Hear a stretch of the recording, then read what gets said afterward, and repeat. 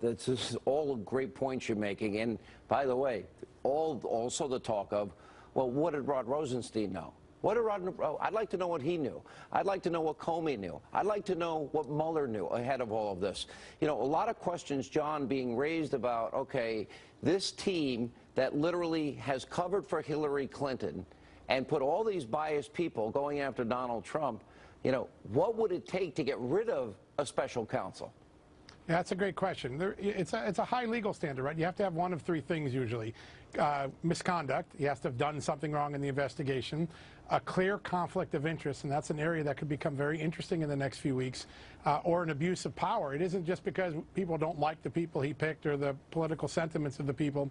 To remove someone of that stature from this job, there has to be a very serious conflict, abuse of power, or misconduct. And to date, I don't think anything has emerged yet. There's a lot of concern Seems like about we're getting very close, though. Well, I think the conflict of interest thing is a thing we should watch. I think we're going to learn some new things in the next 2 weeks, Sean, that's going to raise questions on that front. There are two conflicts of interest that could get Mueller fired. The first one is Mueller interviewed with the president for Comey's job. The day before. That's right. Then the next day he takes the job as special counsel. Think about that.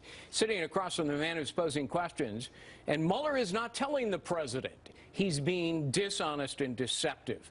And he's involved in the aftermath of the Comey firing, which is the subject of the special counsel investigation.